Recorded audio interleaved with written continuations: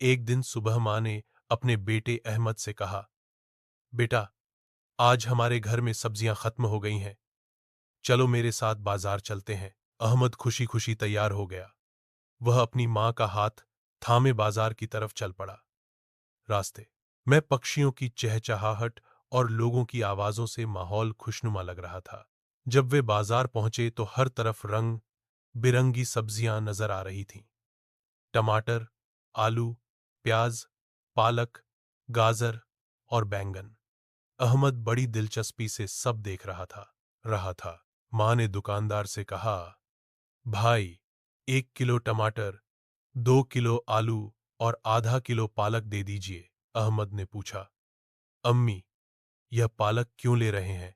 माँ ने मुस्कुराकर जवाब दिया, पालक खाने से सेहत बनती है और यह तुम्हारी आंखों के लिए भी अच्छा है। अहमद ने खुशी से कहा, तो फिर हमें और भी सब्जियां लेनी चाहिए। माँ हंस पड़ी और कहा, बिल्कुल बेटा, तुम बहुत समझदार हो रहे हो। सब्जी खरीदने के बाद वे दोनों वापस घर आए। अहमद ने माँ की मदद से थैले रखे और कहा, अम्मी, आज मैं भी आपके साथ खाना बनाने में मदद करूंगा। माँ ने प्यार से अहमद को गले लगा लिया और कहा, तुम मेरा फख्र हो बेटा। उसे लगा कि उसके परिवार का घर साधारण था, कुछ खास नहीं, एक शांत पड़ोस में स्थित। यह एक आरामदायक 2 मंजिला घर था जिसमें एक सफेद बाड़ और एक अच्छी तरह से बनाए रखा बगीचा था। फिर भी जैसे ही वह धूल भरी जगह पर घूमती रही, एक दोपहर अटारी में कुछ असामान्य ने उसकी नजर खींची। दूर कोने में भूली हुई पेटियों के ढेर के नीचे उसने फर्श बोर्ड के नीचे छिपा हुआ एक संकीर्ण ट्रैपडोर देखा। जिज्ञासा जागी। वह नीचे झुकी और इसे खींचा और खोला। नीचे स्थित छोटा सीढ़ीदार रास्ता एक धुंधले बासी सुरंग की ओर जाता था। दीवारें पत्थर से बनी थीं और एक हल्की ठंडी हवा अंदर से फुसफुसाती हुई प्रतीत हो रही थी। दिल धड़कते हुए सामन था सावधानी से उतरी, उसकी टॉर्च अंधेरे को चीरती हुई। सुरंग उसकी उम्मीद से कहीं अधिक लंबी फैली हुई थी, पृथ्वी के नीचे मुड़ती और मुड़ती थी।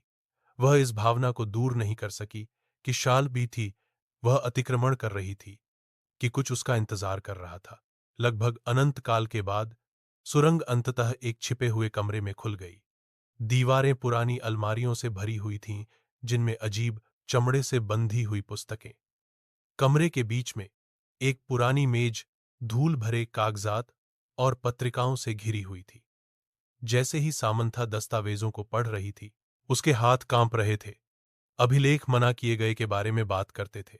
अनुष्ठानों और गुप्त समाजों में उसके परिवार का नाम बार बार उल्लेख किया गया।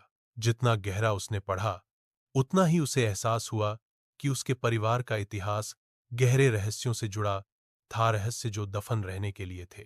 खोज की गई।